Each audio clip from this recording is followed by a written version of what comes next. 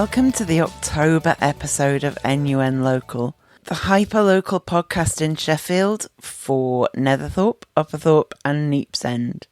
In today's episode, I talked to Tom Miller from Neepsend Social Club and Canteen about his business, about what you can expect from his Sunday roast, and about the challenges businesses in Neepsend are currently facing. I also speak to Beki Gibb, who is the owner of Oaklea Crafts. She has some workshops coming up where you can go and learn different crafting techniques, and so she tells us all about that. And then I speak to Brian Holmshaw, who is the Green Party Councillor for Broomhill and Sharrow Vale ward, but he's also the chair of the Central Local Area Committee. They have an event coming up and he's here to tell us all about it.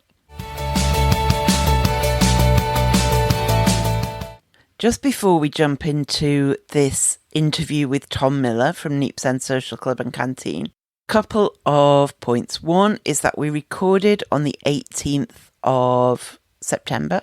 So that helps you position when the meeting was that Tom was talking about. And secondly, NUN Local approached Councillor Ben Miskell and Sheffield City Council to give them a chance to respond to the points that Tom made about the traffic and parking changes. But Ben Miskell and the council did not get back to us. Now, enjoy the interview with Tom, then Beki, then Brian. Neepsend Social Club and Canteen is on Burton Road in Neepsend with events, pub games, craft beer and good food. Tom Miller from Neepsend Social Club and Canteen is here. First of all, you call Neepsend Social Club and Canteen a modern reimagining of a classic social club. What made you want to recreate that kind of nostalgic vibe? That's a very good question. It's my business partner, Ben, who happens to be my twin brother, that we have been in business for 8 years now, doing various ventures, and this is sort of the biggest and the latest. It's just something that we have kind of spoken about in the past when we were kids, sort of growing up in Chesterfield in the early years. There's sort of a rich heritage in this country and locally of social clubs, working men's clubs, that we just felt was something to really be proud of. And we kind of came sort of across the idea, sort of stumbled into the idea vicariously through going to Denmark. We went to Copenhagen on holiday, just a little holiday weekend away. And as we do when we go to fun, cities that are, food led and things like that, hospitality led, go to all these different places and have a great time. And then, the idea starts sort of wearing in your head and you think, this thing's great, that thing's great. Oh, why can't we, let's take this home. Let's do our own version of these kinds of things. And we happen to go in a place called Absalon, which is essentially a Danish version of a social club. And we were like, oh, this is brilliant. Like, there's so many cool things about it. The decor was amazing. They had all these wonderful sort of events on, and it's really, really community focused, community led. Did loads of cool stuff like pay what you feel, food nights and things like that. And the spirit of that place we were sort of really inspired by. Came back to Sheffield and we're like, let's do a Danish version of a social club. And then that idea sort of percolated for probably a few months in our heads before we thought, hang about, we've got this rich heritage that I was just referring to, this rich heritage of social clubs and working men's clubs in this country anyway. So the idea sort of transformed into, let's really try and lean into that. And if we're going to do something, let's try and pay homage to the heyday of the social club, which is the sort of 60s, 70s. And that's why we sort of have this Wes Anderson type decor and style down here that, we tried to make it as as immersive as possible in terms of the decor. And sort of born out of COVID as well, we spent best part of 2, if not more years inside. That focused the mind a little bit of what might be missing, what perhaps other hospitality venues, there's some absolutely amazing ones, but certainly in the sort of bigger chain hospitality venues that we see so much of, whilst they serve a purpose, we felt like perhaps it's that getting around a community, getting around community spirit is that something that's lost when you have a chain, and a chain venue? And we thought, well, almost certainly, yeah. So why not sort of throw ourselves into a community head first and pay homage to all those good things that social clubs, and working men's clubs of the past were so good at. Coming out of COVID, let's finally be social. So we went on this journey of doing the research for it, and just as the more we looked into it, it was of the history and heritage. I read some history books. I'm a bit of a history buff, as my brother is. We read some history books on social clubs and working men's clubs, and yeah, the more we read into it, we were just like, wow, there's such a rich history here, especially in Sheffield, that we can try and celebrate and hopefully not step on the toes of, but pay homage to. And so we thought, let's go for it. And what made you choose Neepsend as your base? So Neepsend, looking back through the archives, because when we were looking for lots of things to put on the walls here, I went back through the archives and basically looked at every picture from years gone by, and the transformation from what it was then to what it is now was crazy. It was really crazy to see. It was incredibly residential, but as with all those sort of red brick Victorian factory buildings, it was, you had a factory and then you had residential right next to it, which maybe wasn't the best idea in hindsight with all those chimney stacks, but that's what it used to be down here. And seeing how different it was then to seeing it now was kind of inspiring, to be able to see what it was like in its heyday then as well. So we thought things are changing around here as well. We have Cutlery Works and Heist Brewery and Parrot Club and lots of Peddler Market, of course, was sort of one of the OGs. And we'd done a lot of work down here. We'd been at Cutlery Works ourselves as the Gravy Train, the original incarnation of our business. And we'd done a lot of work at Peddler Market. So we kind of felt like we knew the area. There are already hospitality businesses. I don't know if I'd have been brave enough to go out and do it by myself, but there are already hospitality businesses, in the area that we really respected and thought were great. So it was, being able to add to that culture that was starting to sort of mature, I guess, around here. And to be another part of that would be, we thought would be really fun. And to, put our own little stamp to be part of the culture would be amazing. And we got offered this place, and it was a shell. It was like a bric-a-brac sort of antiques storage facility. We got offered this place and did not know what we were getting ourselves in for at all, but jumped in head first and thought, well, we've got this opportunity to, it being a shell is obviously very daunting, but at the same time, it gives you the opportunity to make it, money permitting, exactly how you want it to be. So, and as I say, then we started going through the archives and all that kind of stuff. And it's like, wow, it's to try and, things are shifting around here. We're seeing that. And with Cannon Brewery, which is behind me, which is why I'm pointing this way. Cannon Brewery is set for redevelopment. Planning permission was passed 8 weeks ago, something like that. So we might see that starting to change really soon. I hope we do. It's not a residential place yet, Neepsend. It's not a particularly residential part of the city. But to be here and see that transformation, there used to be a lot of community here in terms of residential, and there's not so much now. Or if we can be here as we see some of that return, it would just be amazing. Yeah, that makes a lot of sense. What can people expect if they pop down for a Sunday roast or pop down for a pint? Yeah, so sitting where I'm exactly sitting now, when it was a building site, we were doing head chef interviews, sat on bags of cement, and we had Jim, who is now our head chef, so he got the job. He came in for an interview, and we sat and we talked for about 2 hours about food, which is, when I'm a massive foodie, as is my brother. That's why we started, doing street food stuff.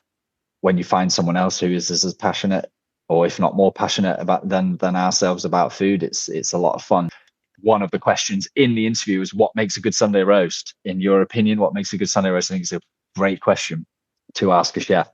And we sat and spoke about it for a long, long time. And that is sort of made the cornerstone, that's become the cornerstone of our Sunday menu. So we're really proud of our Sunday menu. So yeah, we always have a selection. I've got my menu right here, so I'll refer to it. We always have a selection of meat on. So at the moment, we've got top side of beef, pork, chicken, lamb, but we're also really proud of we've got vegetarian and vegan haggis, which is really, really lovely. I always go overboard and have extras. And that is one thing I always have extra of. So when you have 4 or 5 hours on a Sunday at home to make your own roast dinner, you can really perfect those little bits and bobs, all those little sides, and that attention to detail. You struggle to recreate that in a commercial kitchen at any point, especially on a Sunday when it can be busy and you're sort of having to rifle through orders. We're doing all we can to try not to lose that. So we're really proud of the Sunday roast. This episode will be coming out at the start of October. Do you have any events in October that listeners might want to come to? Yeah, so Friday this week, we have got Sky Sports going in. So we've just had TNT and installed last week, and now we've got Sky Sports. So we're quite fortunate in the layout of the club itself, in that, well, fortunate and unfortunate, you can see it two ways, but it's quite long. So we're able to sort of split it up into sections a little bit. So whilst we're sort of keeping the sort of food-led, loungy side of things at the front, when you first walk in, sort of the first half of the building, we've got our games room with darts and table footballs at the back, and now we've got 2 TVs down there. So now we're able to show all of the Champions League, EFL games, and all that kind of stuff. So as well as all the various other sports, rugby, golf, tennis, whatever you name it. So yeah, that's really exciting to see that go in. We've got our weekly bullseye quiz. I don't know if you've seen online. I basically dress up like Jim Bowen and bald cap and ill-fitting suit every week. It's a speed quiz, so it's answering questions on your phone. Each team then comes up and throws darts based on how they perform in the quiz. So it's sort of incorporating doing well in the quiz, doing well in darts, and there's prizes for both. And then there's someone goes for the jackpot every week. We've had 3 winners. We had no winners for such a long time, and I was desperate for someone to win it. And then we've had 3 winners in the space of 2.5 months, something like that. We've had 3 people get it. So lots of money being given out. And then, the end of October, or maybe the first weekend of November, we've got 7x7 on. 7 people bring 7 finals, and they play their final on the decks that's set up here. So it's sort of a come and play what you feel kind of thing. And it brings a really, really lovely crowd. Everyone's so nice. We love 7x7 nights. It's just, I think 7x7 sort of perfectly epitomizes what we're trying to do here, and the nice people that do come in. That's what we've got coming up. And I'm hearing a lot about the parking situation in Neepsend. Thought you might say that, yes. Yeah, tell me about the double yellows and how that's affecting you and others in the area. Yes, it's an interesting moment that you asked this question, because a feature went out on Look North last night. A feature went out on BBC Radio Sheffield yesterday morning.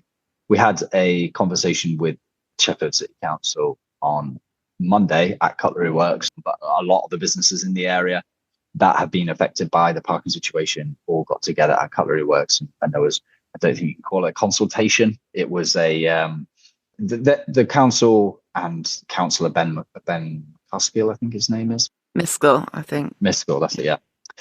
Describing, their plans for the area for Kelham and Neepsend and West Bar.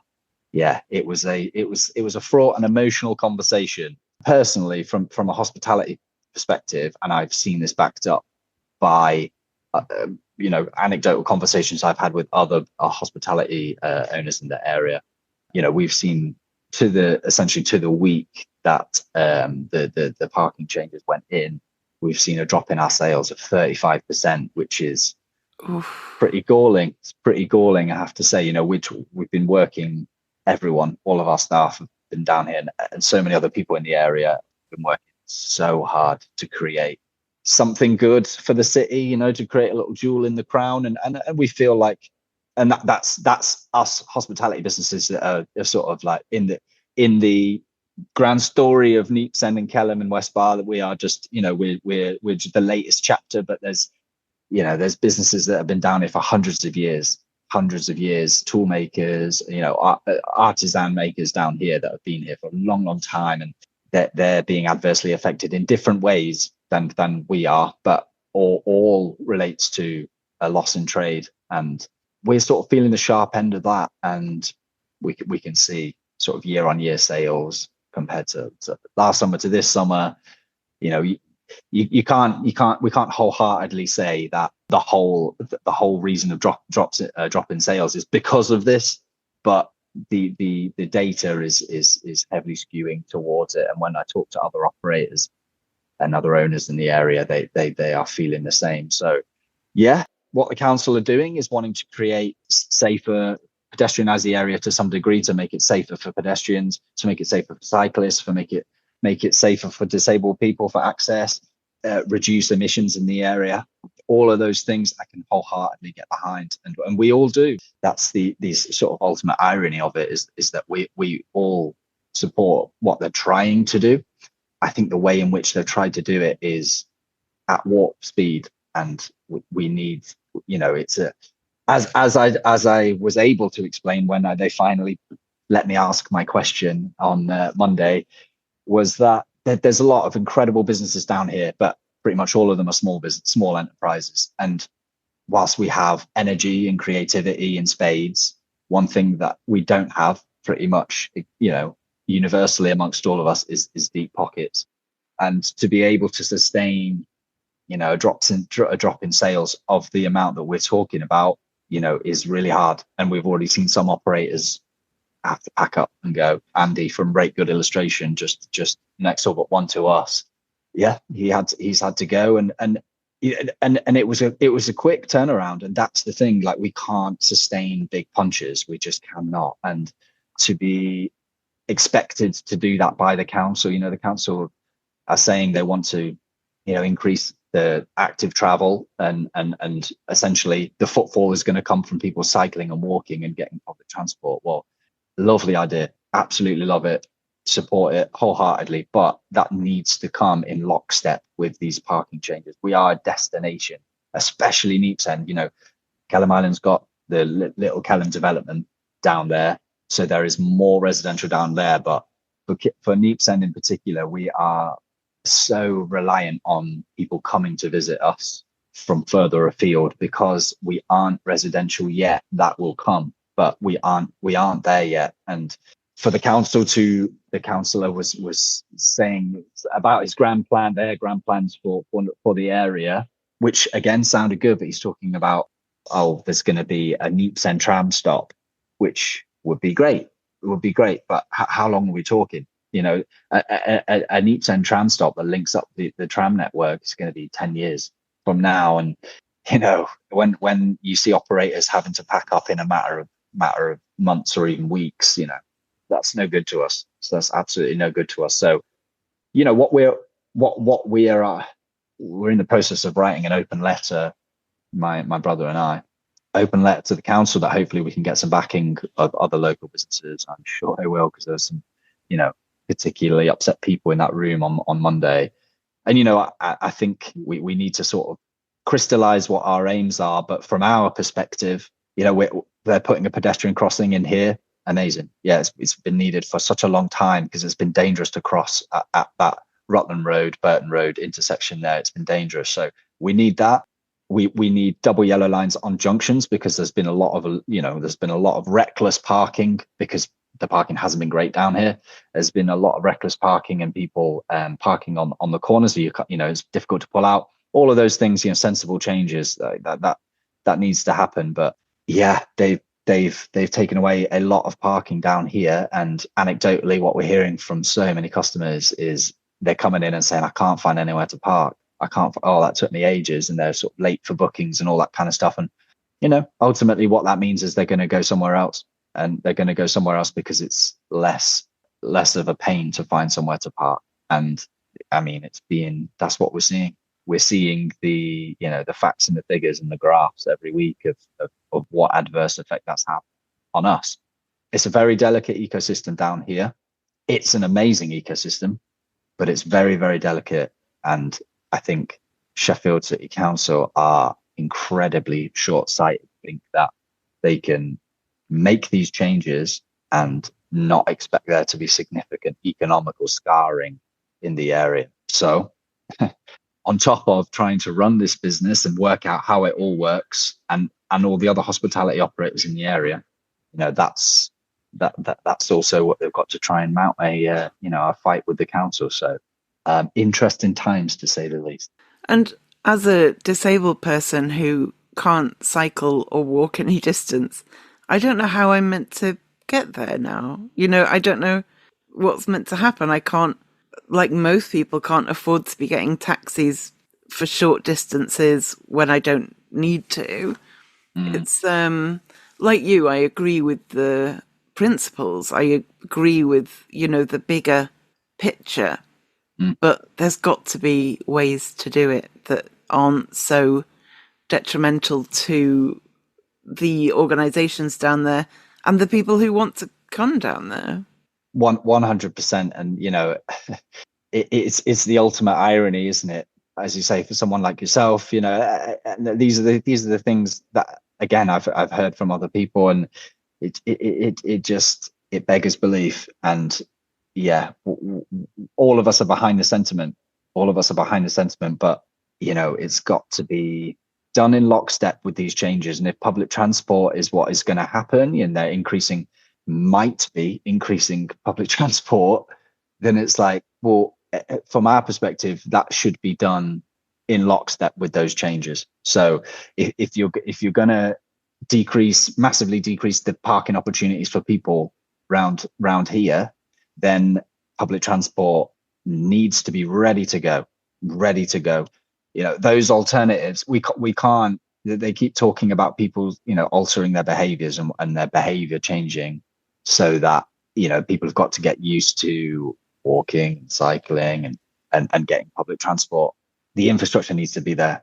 First and foremost, the infrastructure needs to be there. We're not Weatherspoons. We can't sustain those hits and wait something out, and that's the same for everyone around here. The infrastructure needs to be in place so that, people like yourself can make it in comfortably, safely, and you don't have to get seven buses or whatever it might be. It needs to already be there. And then we need time then for people's behaviors to also, we need a marketing campaign from the council to say, these are the changes that have happened down here. Because we've tried, and we're trying to market to people and say, post on social media, post, on our website. And we've all got together as the businesses and posted about, okay, you can't park here now, but here's where you can park. It's a 9-minute walk away or whatever. And that's really difficult for some people. And they won't be able to do it. And, it's all well and good saying the behaviors will change. Well, if something is a 9-minute walk away, when they could just pop to their local pub or whatever, and we rely on those people to come in, where are they going to go? And if the infrastructure isn't there, the public transport isn't in place yet, or is it coming at all? I don't know, because we basically are served by largely one or two buses, but that largely go the same route. So in terms of public transport, we're not served well. So it just seems incredibly short-sighted. And we're not going to go down without a fight. That's probably drastic talking, saying we're going down, but certainly the reality for a lot of people is that they are seriously hampered in their abilities, to do what they have been so good at doing. And one thing we tried to make clear to the council on Monday as well was, you've got a lot of very creative hospitality people in particular down here, and heavier industry people who have been down here for a long, long time. As a business owner myself, it takes an incredible amount of energy and graft, and we're still here 8 years later, and it's taken everything that we have to get here and sustain that. And I don't know if it were to be the case that we couldn't, that this was something that ended up being fatal to us or other businesses. I know, personally speaking, I would find it very difficult to pick myself up off the floor and do it all again. And if I was going to do it, I wouldn't be doing it in Sheffield, because I would be scared that the council would come along and do something similar. I understand they have a job to do, and I understand that budgets are tight, but they need to have a long, hard look in the mirror. And it sounds like you've got good relationships with the other business owners in the area. What would you say is the best thing about Neepsend? The best thing about Neepsend, I would say, is its spirit. I think there's an opportunity down here to sort of come in and do things that are different to other places. And you might have places in different parts of the city and different cities across the UK, whatever, hospitality specific areas where, things are done how they've always been done, or things follow a certain pattern and a certain trend. And I just love down here that it's, people come along. It's like the Wild West of hospitality in a way, where it's like people come down here and they will, they'll experiment. They're willing to be experimental. And it's just really, for us personally, it's really amazing to be surrounded by other people who think similarly, other people who are incredibly brave and bold to go and do those things. And that all of that adds to an incredible spirit down here. Some people see, another hospitality business moving in next door and think, well, that's competition. But I think from my perspective, especially, I see that as just adding to what is a great environment. Yeah, it's just adding to that. It's a real nice community feel, and long may that continue. And there's nothing to not quite like uniting people, like taking on a local council. So yeah, I'm sure we're going to become faster friends than we already are. I think in most circumstances we benefit more from collaborating than competing generally. Absolutely. So where can people find out more about Neepsend Social Club and Canteen? They can head to, we just got a fantastic website done. I tried to do a website before and I failed miserably. So we've just had that sorted out. So that's neepsendsocial.com. You can check out our events on there, Christmas stuff, menus and all that kind of thing. So yeah, you can head to neepsendsocial.com, and then basically all of our socials, so Instagram, TikTok, Facebook, Twitter, or X, I should say, are all / or at Neepsend Social. Amazing. Thank you so much for talking to me. No problem. It's been a pleasure. Do you have a story about Netherthorpe, Upperthorpe or Neepsend you want to tell? Find our contact details at nunlocal.news or say hi on social media. Beki Gibb is the owner of Oaklea Crafts, and she delivers workshops in various locations in Sheffield and beyond. She can teach you to do lino printing, to make terrazzo pots and trinket trays, to do macrame, and to make Christmas wreaths. Reviewers say that her workshops are engaging, enjoyable, and people are really chuffed with the things they create. Upcoming events include a lino print workshop at Cutlery Works and a terrazzo-style event at church. There are also Christmas wreath events coming up at both of those venues in December. Beki, have you always been a crafty person, or is it something that you came to as an adult? Yeah, I've always been crafty. I've always loved making things as a child. If I see something that I wanted, I'd try and make it. I can remember wanting to make the swing that, what's the name? Truly Scrumptious Pim Chitty Bang Bang swung on. And looking back, it wasn't particularly great, but, I'd see it and try and do it. My parents are quite crafty as well, so I've always tried to make things, or was bought kits of things to try and have a go at. Not all of them worked, but, you just have to have a go. You do, and that's part of it, isn't it? Like, it's about the process as much as what you create, I always think. Definitely. And Oaklea Crafts has been around since 2012. Has it always been mostly workshops? Do you also make crafty things to sell or anything else? It's always been about the workshops. I do make stuff, but I don't really have the time to make things to sell as well. I work 4 days a week, and I've got 2 kids as well, and obviously, house, garden, etc., etc. But I do the workshops because I love teaching. I'm a teacher, and I love teaching, and I love being able to show people how to create something. And like you say, the process of it is not just about the final thing. It's about understanding how to create something and then just having a go and seeing what happens. The workshops are very much about coming and having a go. Being a teacher, you get a lot of kids that say, I can't do this, I'm no good at that, etc., etc., etc. Parents as well. And it's always about saying, well, it's a practical, anything that's practical has got to be practiced to be able to, get better at it. I always say I'm not very good at singing, but, without practicing, then you can't just pick up an instrument basically and be able to play it. And it's the same with doing anything arty or crafty. You don't necessarily be able to pick it up and be able to create the thing you want in your head straight away. And I think grown-ups are often worse than children. I think children are often more willing to give something a go. Yeah. Whereas as adults, we feel like we have to be good at something to even try. Yeah.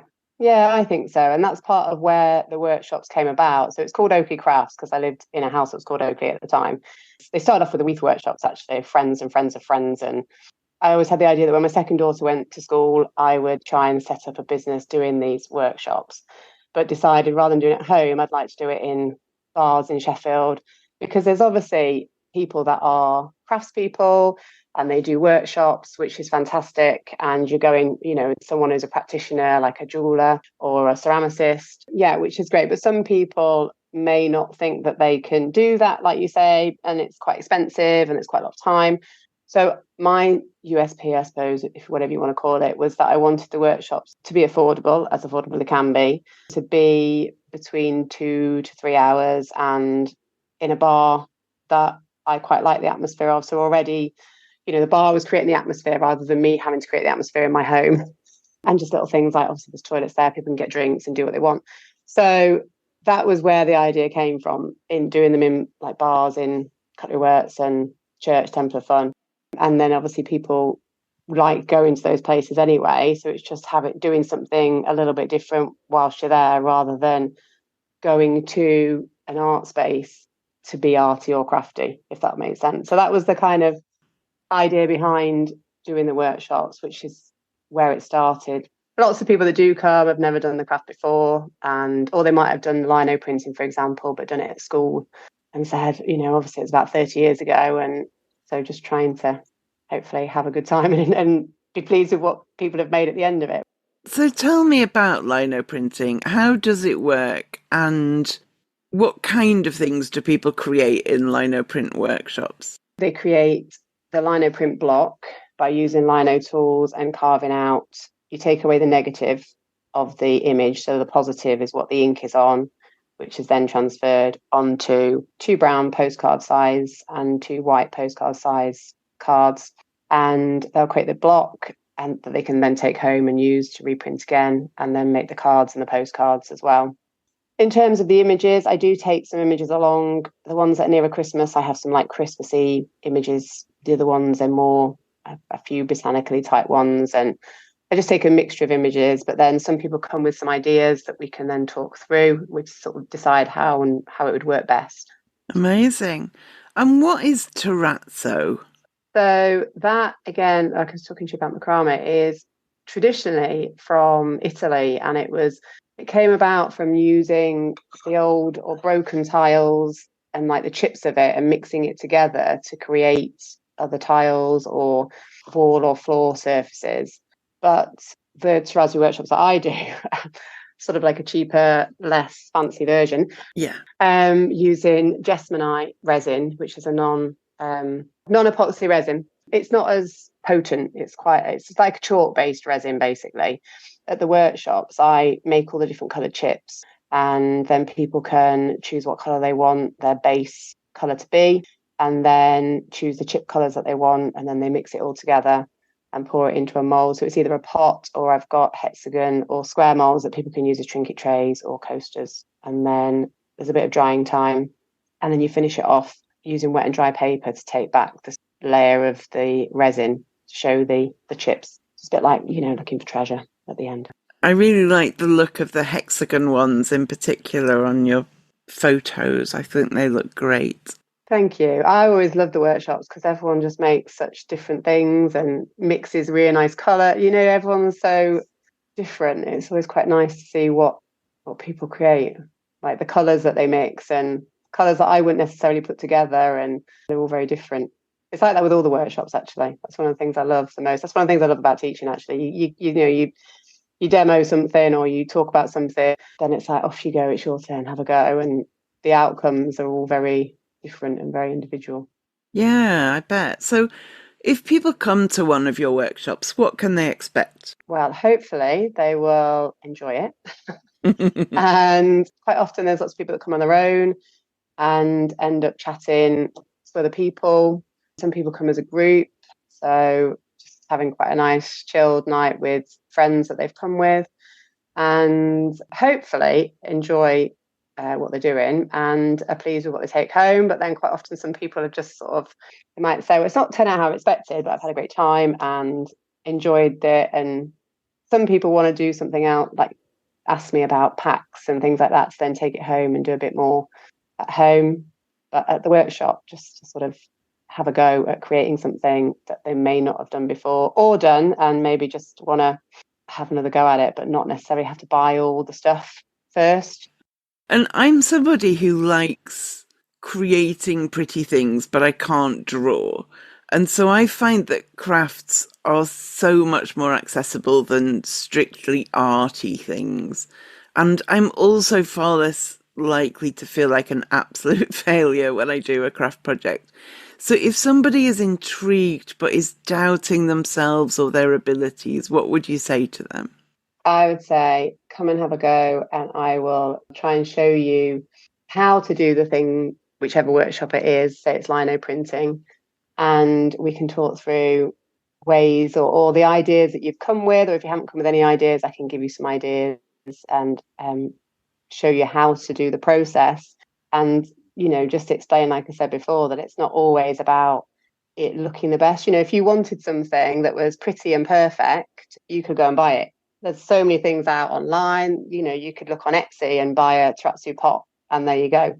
And that might look perfect to you. That's the one you've seen, that's the one you've chosen, that's the one you've bought. But it's about the fact that you've made it yourself. So that's kind of not what it's about. It's about creating it yourself. And the same with drawing, like I said before, everyone can draw. It's just how much you practice how much you practice it. Like I said with me singing, I can sing. It might not be as pleasant as other people's voice, but I can still do it. If I practiced it, it would be better. Same with you with drawing.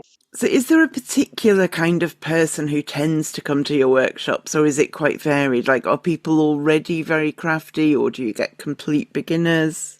Yeah, it's very, very varied. I get some people that are really crafty, that bring friends along that aren't particularly crafty, or I get people that come along just because they're trying to do something for themselves a little bit and have a bit of time where they're doing something, creating something. They book that time in, that's just about them, a bit of well-being. I've just done a workshop at a place called Grapevine Wellbeing Centre in Buxton. And that's what that's very much about. It's, for people, it's funded, and the people that come along are carers and from various different professions as well. But it's just that time where they have a couple of hours and it's just doing something for them and having that time, that bit of space. I've done hen do's as well. So that's a real mix of people. And I think because of the place I do them in and how people find them. So some's on Eventbrite, but some's through Church Temple of Fun's website and some's through Cutlery Works. And so, yeah, there are different people that come together, I guess. And if you're at home and you're in a crafty mood yourself, what's your favourite go-to craft project to spend some time on? That's a really difficult question.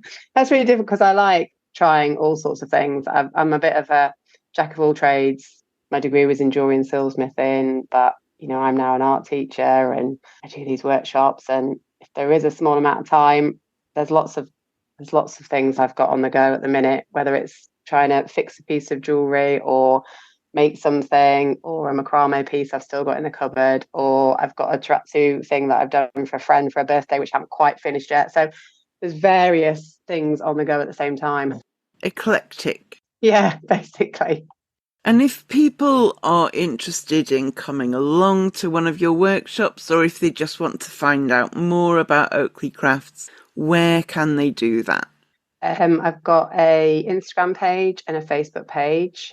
My Workshops are also on the events pages on Thornbridge Estate and Cutlery Works and Church Templar Fun and the Grapevine Wellbeing Centre. So there's information on those as well. And I post the workshops on Eventbrite too, so there's information on there. And my email's on there as well if there's anyone that wants to email me further about inquiries. So any of those platforms. Well, thank you so much, Beki, and I hope the upcoming workshops go really well. Thank you very much. Subscribe to the podcast at nunlocal.news or search for NUN Local on your favorite podcast player so you never miss an episode. Brian Holmshaw is the Green Party Councillor for Broomhill and Sharrow Vale Ward. He's also the chair of the Central Local Area Committee, which is why he's talking to us today. So, Brian, first of all, what is the Central Local Area Committee? What does it do? Some of it sounds as though it's not very central because it covers 4 wards. So it's Broomhill and Sharrow Vale. There's the City Ward, which is a very central area. You've also got Oaklea and Hillsborough, which sounds as though it's a bit on the edge. It does. It's part of the central. And we have events that are held 4 times a year, with the first one of those coming up on October the 3rd, which is this Thursday, and it's going to be at Yellow Arch. I can tell you a little bit more about what we do. Yes, please. We have some public questions, which are part of what we do. Our approach in Central LAC, which is perhaps slightly different to what some of the other places do, our approach is to theme our meetings. Early this year, we had parks, woodlands and open spaces as a theme. We've also had engagement on the city's new cultural strategy. One of the most interesting ones was a very hard-hitting event based around making Sheffield an anti-racist city. That was one where it was the most well-attended event we've ever had, with over 100 people from very diverse communities in Sheffield attending and being involved. What we also do, which is perhaps a bit differently to the other LACs, is that we have discussion and feedback tables. So we have up to 6 of these, different themes, and they're all facilitated by people who know the subject. And that could be people on the city council, or it could be some of our partner organisations, such as a wildlife trust, or maybe training advisors, depending on what the subject is. We do a lot of discussion on these tables, and then that gets fed back to the relevant council committee and to partner organisations. So it doesn't just go nowhere. So, it's not in a kind of vacuum. We gather the information and then we feed it on. And it's very important to do that because that helps to develop some trust between the council and local people. And between the events, what kind of things, what's the purpose of the local area committees? What kind of work do they do? So between these events, we distribute funds. So there are up to £100,000 for each LAC.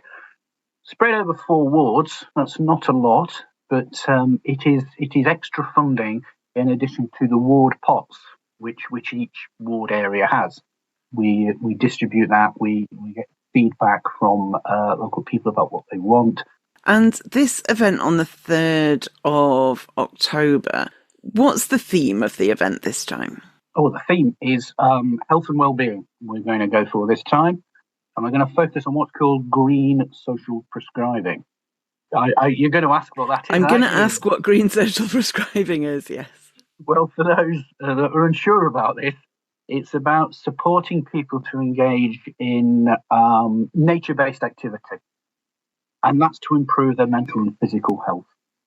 So it's connecting people to, for example, community groups or agencies for their practical and emotional support. It involves what are known as green and blue activities. And those colours are important because what the green is for is for open spaces and blue for rivers, which of course is really important in Sheffield. Yeah. We've got these amazing rivers around us. And it's perfect for the area, we're holding the next event because you've got the Don down in that area. It could include green gyms. There could be arts or cultural activities that are held outdoors, community gardening, or maybe local walks. Thursday will be all to do with that. And there's going to be a number of organisations present, aren't there? Can you tell us a bit about those? Some of the things that we've got a presentation on how nature activities can boost your health, and that's been hosted by Sheffield and Northern Wildlife Trust. The Boundary Climbing Centre is coming in to share how you can get involved in climbing activities.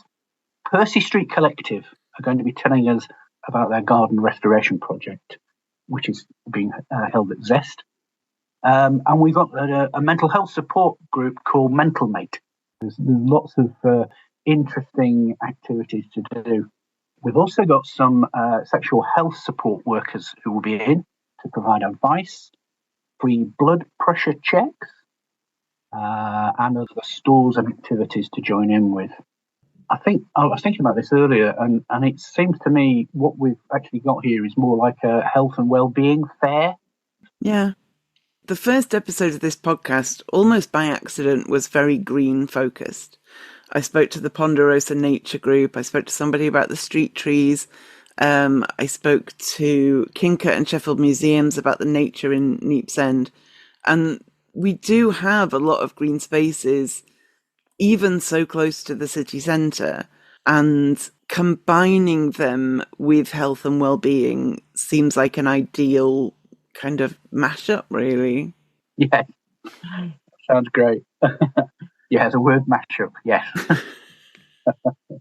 You mentioned about green spaces. There are some, but what there are, they're quite narrow. They're narrowly focused along the rivers, aren't they? Yeah. And actually, I think we do need more of those. Yeah, and we have the Ponderosa as well. Yes. And which is narrow in a different way. And also there's an Upperthorpe Peace Garden, just kind of behind Zest. A little but lovely little space. But yeah. One of the things that would be great, actually, on this theme, sorry, we're going off slightly. Yeah, no, go for it. But would be to make sure we integrate our wildlife corridors into our plans for the future in the city. So can you explain what wildlife corridors are? The wildlife corridors allow access for different animals and also plants as well. So you've got flora and fauna being able to get from one part of the city, say the outskirts, into the city centre, which I think helps us all, doesn't it? You know, when we see these animals around us. Yeah. So that's wildlife corridors. Yeah, quite often around Netherthorpe and Upperthorpe, you see squirrels that have clearly got lost from the Ponderosa. There's a lot of squirrels in the Ponderosa, which is gorgeous. And then you see them half a mile from there, and you just feel like, oh, how do I get you back? Yeah, yeah. But you can't. I mean, hopefully with enough trees, but they've got a kind of arboreal access, haven't they? You know, if you see what I mean, it's like they can go from branch to branch and then end up back at where their home is. Yes. So I know you're not a councillor for Netherthorpe, Upperthorpe or Neepsend, but I also know you grew up in Crooksmoor, so you must know the areas fairly well. So what do you think are the biggest challenges facing these communities? I did speak to some of the ward councillors to try and get their ideas on this. And what they said, what probably the major issue is poverty and also lack of services as well. So there's two things, you know, where you've got a very poor community, but you've also got one that doesn't have enough of those services that they want. And that would probably include things like doctors and locally run shops, because otherwise you just get your corporates. It's certainly going to need more services as there's more housing going up. Yeah, when I spoke to somebody from Neepsend, he was saying that one of the challenges, you know, it's kind of really exciting that there's going to be these new residential developments, but the lack of provision currently won't sustain. You know, there needs to be a doctors and a dentist if there's going to be considerably more people living in the area. And similarly, I think there's Upperthorpe, in terms of GPs, there's the GP surgery in Upperthorpe, but that's kind of it for the immediate area. So yeah, I agree. And like most GPs, they'll be incredibly stressed. Completely, yeah. Yeah. And what do you think is the best thing about Netherthorpe, Upperthorpe or Neepsend? Again, I've had to think about this one. And I do know the area. I've visited a few times. I've visited out of curiosity, really, as much as anything. Because my great-grandfather lived in Neepsend. Oh, wow. And he lived on Percy Street. I've checked through the census, and he lived on Percy Street and worked at the Neepsend rolling mills, oddly enough, when that was in operation. So I've visited numerous times. Small businesses are actually one of the best things I think about the area. Albin Works, the micro pubs, Peddlers Market weekends. These are all really good stuff. Yeah. Yeah. So if people want to come along to the event on the 3rd of October, where can they find out more? Yes. So, Philippa, probably the best way to get in touch is through email, and that would be centrallac@sheffield.gov.uk, and they will be able to get back to you with more information. There's a video that we've produced in advance which gives a little more information. Amazing. And I will be posting about it on the NUN local social media as well, so you can always check there for the flyer and for any information you need. Brian, thank you so much. That's been really, really useful. That's wonderful. If I can just finish off with something. Please. So we've got this event that's coming up on Thursday, but we have 4 events a year, and we try and hold them in different wards. So we rotate it around. So the next one after this will be at the end of November. And we're really excited because we're working with the University of Sheffield Students' Union, and we're going to have a youth-focused event at the Students' Union. 28th of November is the date for that one. So please, also, people, keep your eyes open for that, and you're all welcome. Thanks very much. Thank you. Thank you so much for listening to episode 2 of NUN Local. Make sure you go to nunlocal.news to subscribe to the podcast so you get the next episode that will go live on the 1st of November.